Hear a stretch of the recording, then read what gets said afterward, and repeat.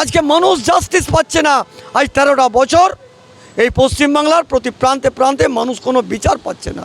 আমি সকালে একটা চায়ের দোকানে বসেছিলাম, চা খাচ্ছিলাম, পাশের থেকে একটা কথা উড়ে এলো যে দেহত্যাগ না করা পর্যন্ত এরা পদত্যাগ করবে না। মুখে লাগাম টানুন, আপনাদের মুখে এরকম স্বভাব পাই না। আজকে যার যেরকম চরিত্র, যার যেরকম বিষয় থাকে, তারা সেই ভাষাতেই কথা বলে। মূলত যারা ক্ষমতায় থাকে, ক্ষমতাসীন দল এবং তাদের নির্বাচিত জনপ্রতিনিধি, তাদের মুখে অনেকটা লাগাম পরাতে হয়। আমরা বলতে পারি না বাইরে গিয়ে যে আমরা বাংলার জনপ্রতিনিধি, আমরা পশ্চিমবাংলার এমএলএ। আমাদের বলতে লজ্জা লাগে, বিশ্বাস করুন। অন্য রাজ্যে গিয়ে শুধু সন্দীপ ঘোষ নয়, একের পর এক কষাঘাত পাবে, একের পর এক চোপাটাঘাত পাবে, একের পর এক চটির বাড়ি পাবে।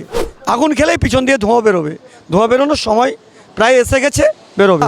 একটা বাচ্চা ছোট্ট মেয়ে, সে জানে না রাজনীতি কি, সে বলছে জাস্টিস ফর আরজি কর, আমাদের বিচার চাই, আমাদের বিচার চাই। এইটুকু বাচ্চা মেয়ে। আজকে এটা জনস্বার্থের মামলা, এটা কোনো রাজনৈতিক নয়। এই মামলাটা যদি বিজেপির কোনো নেতা, মন্ত্রী, কর্মী তারা করতো, বলতো যে এটা রাজনীতি গিমিক করছে। আজকে জনগণ করছে এবং আলাদা আদালতে করছে, জনস্বার্থে করছে। আজকে কোনো বিধায়ক, কোনো সাংসদ, কোনো নির্বাচিত জনপ্রতিনিধি, তারা জনগণের দ্বারা নির্বাচিত, এমন কিছু কথা বলা উচিত নয়। মূলত যারা ক্ষমতায় থাকে, ক্ষমতাসীন দল এবং তাদের নির্বাচিত জনপ্রতিনিধি, তাদের মুখে অনেকটা লাগাম পরাতে হয়। আজকে যার যেরকম চরিত্র, যার যেরকম বিষয় থাকে, তারা সেই ভাষাতেই কথা বলে। আজকে আপনি আমায় জিজ্ঞাসা করছেন, আমার তো সেই ভাষাতেই বলা উচিত। এই কথাগুলো আপনাদের মধ্যে দিয়ে লাখো লাখো মানুষ শুনবে, জানবে। তো আমরা দেখেছি আরজিকরকে ঘটনা কেন্দ্র করে আমাদের যে বোন, আমাদের যে মেয়ে আজকে চলে গেল, একদম প্রাণপ্রদীপ তার নেমে গেল, তার বাবা মায়ের স্বপ্নের সোপান তার চিরতরে মুছে গেল। একবারও সে বাবা মাকে মা বলে, বাবা বলে আর ডাকার কোনো অবকাশ থাকবে না। আজকে দেখুন তো তার পরিবারের কি চিন্তা ভাবনা হচ্ছে। এটা জনগণ নিয়েছে, আজকে জনগণ ধরে নিয়েছে। আজকে মানুষ জাস্টিস পাচ্ছে না। আজ 13টা বছর এই পশ্চিমবাংলার প্রতি প্রান্তে প্রান্তে মানুষ কোনো বিচার পাচ্ছে না। আমরা কোন রাজ্যে বাস করছি? ব্যভিচার, ভ্রষ্টাচার দিনের পর দিন উত্তরোত্তর বেড়েই চলেছে। এটা শেষ হওয়া দরকার আছে। এটা লজ্জা, আমাদের লজ্জা। আমরা বলতে পারি না বাইরে গিয়ে যে আমরা বাংলার জনপ্রতিনিধি, আমরা পশ্চিমবাংলার এমএলএ। আমাদের বলতে লজ্জা লাগে, বিশ্বাস করুন। অন্য রাজ্যে গিয়ে আজকে জনগণ দিশা দেখাচ্ছে, জনগণ রাস্তায় নেমে গেছে। অবাল, বৃদ্ধ, বনিতা, একটা বাচ্চা ছোট্ট মেয়ে, সে জানে না রাজনীতি কি, সে বলছে জাস্টিস ফর আরজি কর, আমাদের বিচার চাই, আমাদের বিচার চাই। এইটুকু বাচ্চা মেয়ে আপনারাই দেখাচ্ছেন। এটা আমরা নই। আমরা কিছু বলতে গেলে বলবে বিরোধিতা করছে।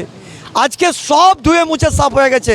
সমস্ত ঊর্ধ্বে উঠে দলমত নির্বিশেষে, সমস্ত জাতি, ধর্ম, বর্ণ নির্বিশেষে রাস্তায় নেমে গেছে। আজ মানুষ বুঝতে পারছে যে বিজেপি যেগুলো বলে গেছে সবটাই সত্য। আজকে সেটা প্রমাণিত হচ্ছে। অতএব আমরা চাই একটি প্রবাদ বাক্য, justice to all, appeasement to none. প্রকৃত অপরাধী তার বিচার হোক, তিনি সাজা পান, তার প্রাণঘাত হোক জন আদালতে, এটা আমরা চাই। যেভাবে আজকে আদালতে যাওয়া হয়েছে, যারাই গেছে, যেভাবে গেছে, সেটার সঠিক জাস্টিস হবে, আমরা দেখতে পাবো আগামীকাল। আজকে শুধু পদত্যাগ নয়, আমি সকালে একটা চায়ের দোকানে বসেছিলাম, চা খাচ্ছিলাম, পাশের থেকে একটা কথা উড়ে এলো যে দেহত্যাগ না করা পর্যন্ত এরা পদত্যাগ করবে না। আমি চাই না, কোনো মৃত্যুই আমাদের কাছে সমীচীন নয়।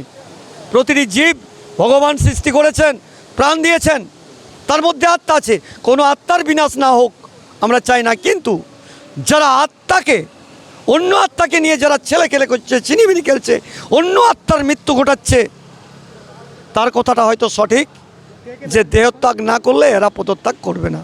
সিবিআই একের পর এক তদন্ত করছে, আমরা সিবিআইয়ের পুরো আস্থাশীল। আজকে দেশবাসী আস্থাশীল, তারা সঠিকভাবে এই ট্রিটমেন্ট করছে, পুঙ্খানুপুঙ্খ বিচার করছে। প্রকৃত অপরাধী যে প্রকৃত মাথা, সেটাও আশা করি বেরিয়ে আসবে। সময় লাগবে। সিবিআইয়ের তদন্ত হচ্ছে, সঠিকভাবে তদন্ত হবে। আজকে সিবিআইকে নিয়ে যারা কথা বলছে যে আজ 14 দিন, 18 দিন, 21 দিন পেরিয়ে গেল, এখনও কিছু করছে না, আমি তাদেরকে বলবো একটু ধৈর্য ধরুন, প্রকৃত সত্য উদ্ঘাটিত হবে। সিবিআই যেভাবে কাজ করছে ঠিক মাথা বেরিয়ে আসবে। সন্দীপ ঘোষ থাপ্পড় খেলেন সিবিআই দপ্তরের ভেতরে। শুধু সন্দীপ ঘোষ নয়, একের পর এক কষাঘাত পাবে, একের পর এক চোপাটাঘাত পাবে, একের পর এক চটির বাড়ি পাবে। চিন্তার কোনো কারণ নেই, আমি আগের থেকে কিছু বলবো না। মহামান্য আদালত তিনি দেখবেন এবং সিবিআই করছেন, তাদের প্রতি আমাদের পূর্ণ আস্থা আছে। যারা দোষ করেছে, আগুন খেলেই আংরা পিছন দিয়ে বেরোবে, আগুন খেলেই পিছন দিয়ে ধোঁয়া বেরোবে, ধোঁয়া বেরোনোর সময় প্রায় এসে গেছে, বেরোবে। এখানে কোনো মন্ত্রী নয়, দেখুন সবার আগে হচ্ছে আইন, আইনের ঊর্ধ্বে কেউ নয়। আইনের কোচকোচাতানিতে যেই ঢুকে যাবে, আইনকে যে বৃদ্ধাঙ্গুষ্ট দেখাচ্ছে, জনগণকে যারা বৃদ্ধাঙ্গুষ্ট দেখাচ্ছে, জনগণের পেটের মাড়িকে যারা নিঃশেষ করছে, জনগণের মাথার ঘাম পায়ে ফেলা কষ্টার্জিত অর্থ, ট্যাক্সের পয়সা যারা আত্মসাৎ করছে, যারা মানুষকে নিয়ে ব্ল্যাকমেল করছে, জনগণকে নিয়ে যারা ব্ল্যাকমেল করছে, কেউ বাদ যাবে না। এক একটা মন্ত্রী কী করে জেলে ঢুকছে, আজকে দেখুন স্বাস্থ্য দপ্তর জেলে, খাদ্য দপ্তর জেলে, আজকে পুলিশ দপ্তরও আশা করেই চলে যাবে, বেশি দিন নেই, সবটাই যাবে জেলে।